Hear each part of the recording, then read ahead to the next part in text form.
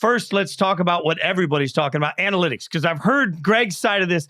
Kevin, I haven't heard you say much yet. You guys saw the game. Everybody's talking about it. So now that we've had a few days to sort of react to what we saw from the Lions, Kevin, what are your thoughts on the way it all went down? I was not surprised one bit with any of the decisions. That's what Dan Campbell does. That's what the Lions are very good at. That's why they've been so good. I guess from a fan, I totally get why he went, and I would have gone too. But I just was also thinking, okay, there is a point when do you ask yourself, do we need some kind of positive momentum in a second half, which has been an avalanche for the 49ers? Do we need something to go our way? So I get it. The 48-yard field goal is not guaranteed, but I think if you're looking for, another argument, that would be my thought. When you're in a game and your offense maybe is struggling and you're in a second half where things aren't going easy, where's the line between what the analytics tell you and just the feel of the game?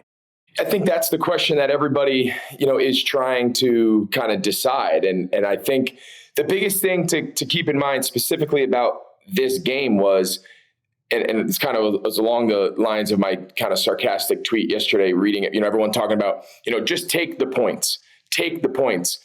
The notion that these field goals, 48-yard field goals to tie the game are just foregone conclusions is ridiculous, right? There's nothing about taking the points in this. These are 48-yard field goals. That's not necessarily Badgley's cup of tea anyway from long distance. So this was a race to 30 points.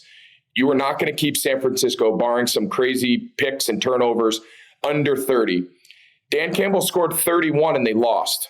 So the notion that conservative offense was the way to win that game, it's not reality.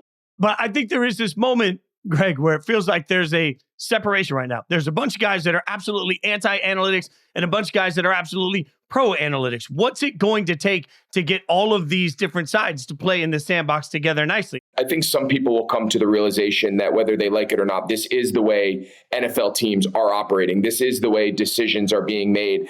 Dan Campbell did not decide in that moment in time in the NFC Championship that decision was made 3 years ago, and that decision was made last Wednesday when they sat around and made out their game plan about how they were going to attack.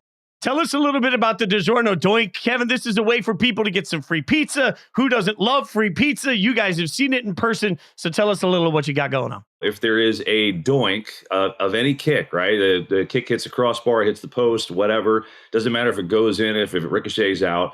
You got a chance to win free pizza. If you go on Digiorno Doinks starting tomorrow, you register, and if there's a doink, got a chance to win free Digiorno. I mean, what's wrong with that, Greg? I feel like that's a great thing for everybody. I think it's a super interesting and a super fun thing. I know they're working with Robbie Gould, who's a former teammate of mine, one of the best kickers of all time.